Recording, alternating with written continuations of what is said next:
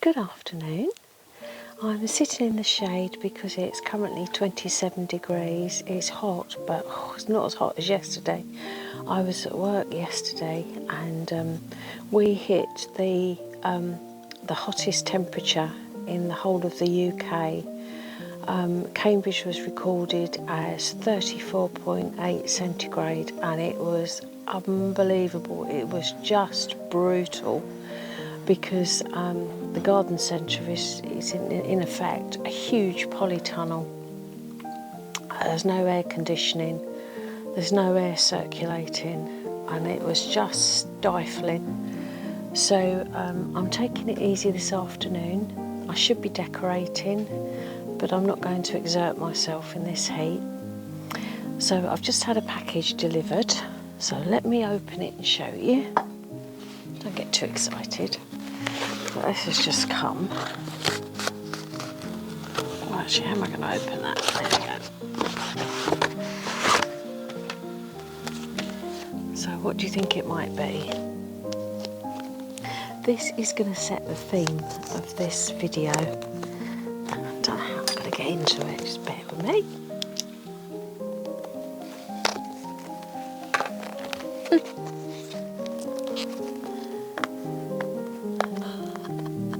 Can't get into it. There we go. Right, let's see what I've got. Let's just get that sticky tape off. So I'm going to show you how I collect and save my seed for the following year. So welcome back to my kitchen garden. So if you've never collected your own seed before, you might be asking why even bother, because obviously if you go into the shops you can buy almost anything you want or online.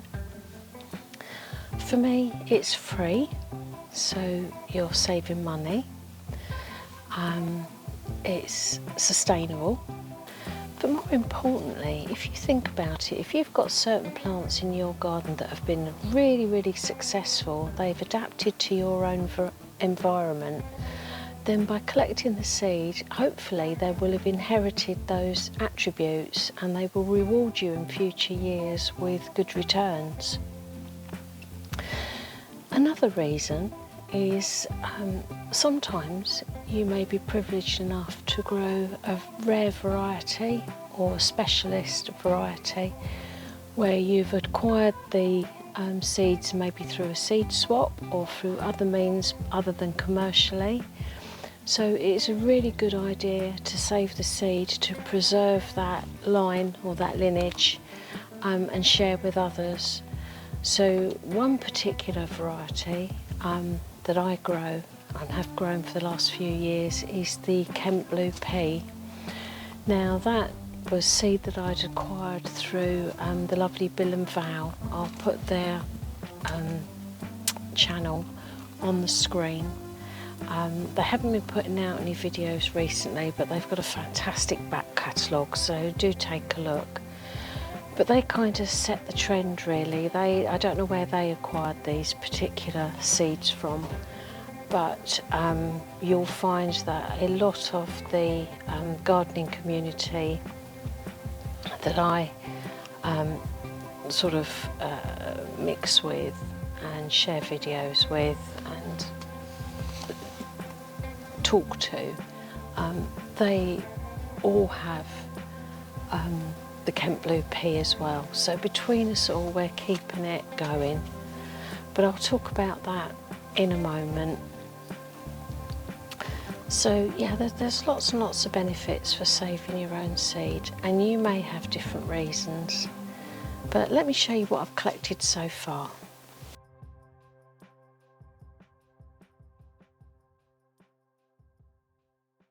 So let me introduce you to the Blue Pea. It's from Sevenoaks in Kent from the 1940s and it's a heritage seed, and it has maroon pink flowers which turn blue on maturing. It produces Mange 2 type pods, but if you let them mature a little bit more you can eat them like sweet fresh peas.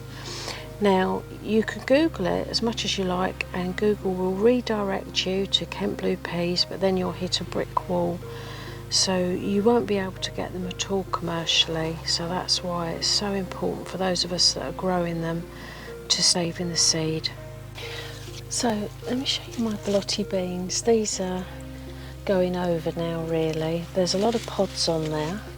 Some of them are at different stages.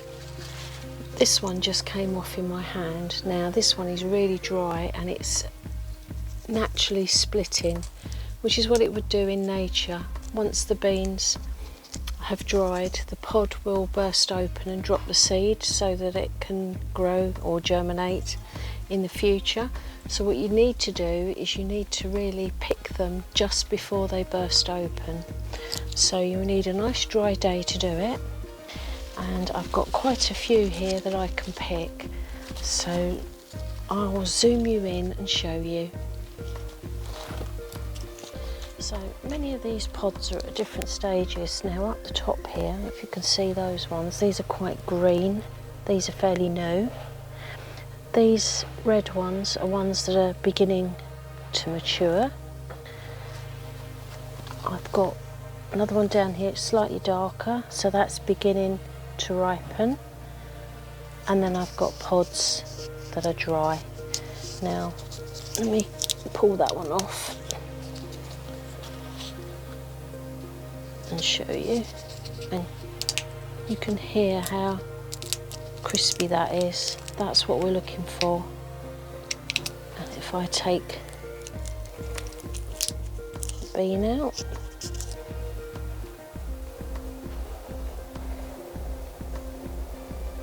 so I'm trying to focus it, there we go. So I'll take those out. So let's see if I can remove these.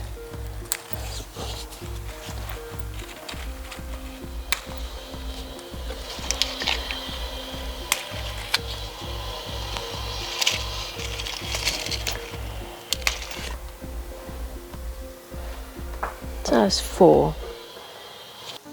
Now of course once I step back from the camera I saw a few more pods, so let's see what we've got.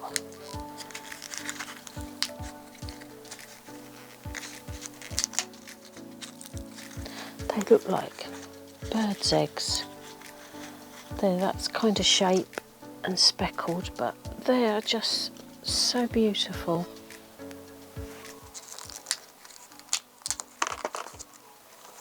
I don't know if you can hear that, but there's a crazy ice cream van. Great tune.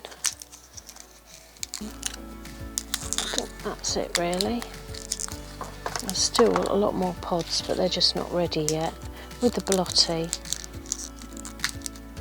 you don't generally eat the beans when they're young in the pods, like runner beans or climbing beans. You wait until they're dried and then you eat the beans like this. I'll have to do a recipe, I think, using them. But yeah, they're really pretty. Okay, so I've brought you into the kitchen now to see what I do with the seeds once they're collected. Now, what I've done is I've kind of graded them into size. These ones here are still a little, very, very slightly green, slight green tinge, so they're not quite dry yet. They're the largest seeds.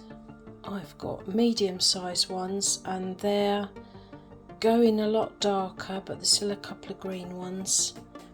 And likewise these are the smallest. These would be my absolute backup seeds.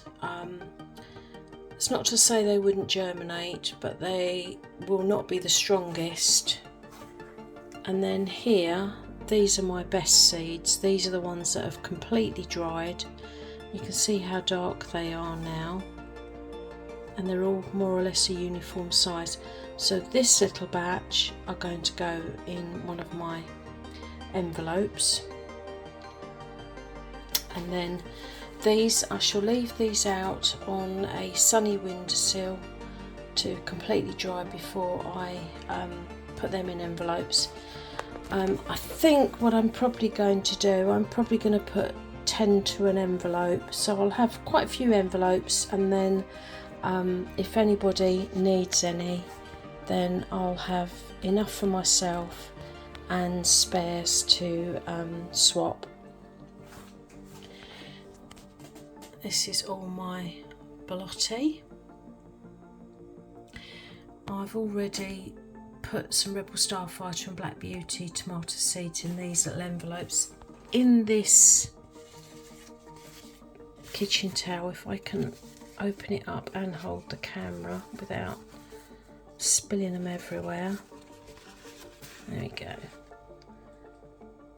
So I managed to do 9 envelopes, so that's 90 seeds of the Kent Blue, and then my tomatoes are the Rebel Starfighter, Black Beauty, and I've got 2 packets of Brown Boar. I've yet to do the Copper River, but that will be tomorrow. So yesterday I showed you how I collected and saved my bean and pea seeds and stored them in paper envelopes. Well, there are other methods of storage. So here I've got a load of Californian poppy seeds. I collected these when I was out walking the dog. There was a front garden that had a fantastic display, and some of the gone over flowers had just got the seed head sort of hanging over the pavement, so I snapped a couple off and put them in a doggy bag until I got home. So they're completely dry and they're now in that little container, so they'll be safe in that. I've also got some hollyhocks and they're in a glass jar, so you don't have to put them in paper bags as long as they're kept dry, and then if you store them in a cool and dark place they will keep. So what I want to show you now is the difference between trying to extract seed from a seed head that hasn't completely dried compared to one that has. So these are my marigolds, and this one you can see is still quite green. So if I lift up all of these spent petals and pull it, if I pull that off, don't want any of that. It's quite fiddly, but that debris, we call that the chaff, and you don't want that. So put that to one side. So that is the seed in there, and if I pull that out,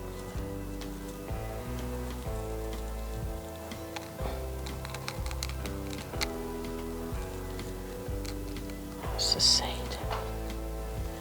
So that was a bit of a faff. Not more in there? There's more in there.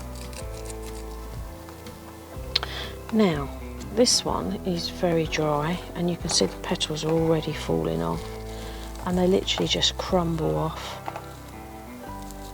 with ease. Now I can tell that this seed is drier. It feels more crispy, more straw-like than that. And if I just pull it, it just pings everywhere. So if left alone, these flower heads will completely ripen and split and distribute the seed. Let's do another one just to show you again. So this one is really dry. So all the petals just fall away with ease.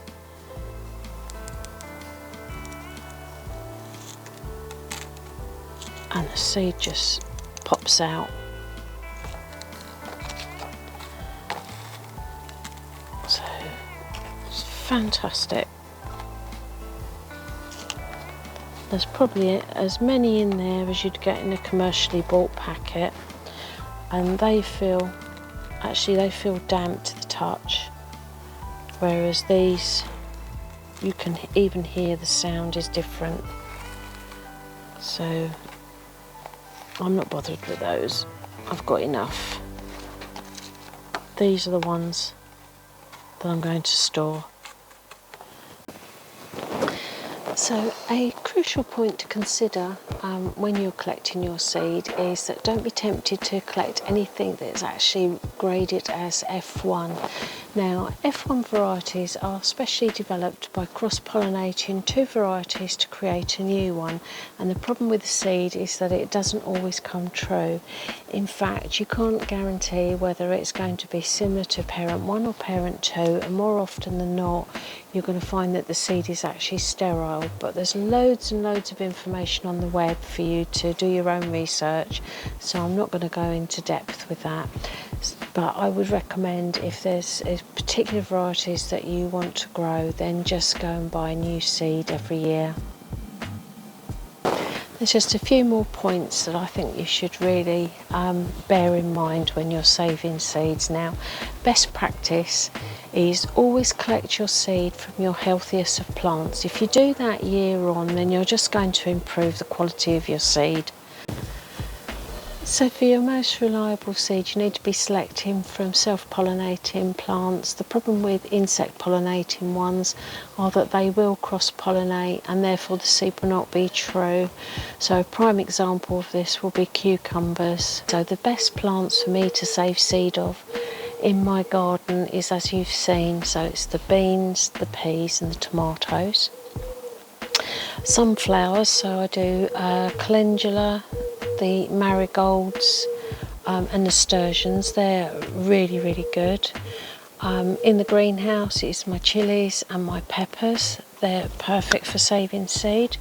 And if you grow lettuces, if you let them bolt and go to flower, you'll end up with thousands of seeds, and they're pretty reliable as well. So once you've collected all your seed and you've dried it and you've packaged it up like I have, the next thing you'll probably want to know is what its shelf life is. So I've compiled a very brief list. It's just a rough guide of how long certain seeds will last for. But if you go on the internet, there's just so much information available for you to do your own research. So if you are going to be collecting your own seed, you just need to go through a little checklist in your mind. So the first thing you need to say to yourself is it F1? If it is, rule it out. Is it self-pollinating? If that's yes, perfect. And finally, is this plant healthy? If it is, then you're good to go. So I hope this has really been helpful for you. Let me know in the comments below what you like to save and how you like to go about it. And if you're new to my channel, then please subscribe, hit the bell icon and leave me a comment, and I'll come back to you first opportunity I get. So until next time everybody, I'm Annie and this is my kitchen garden.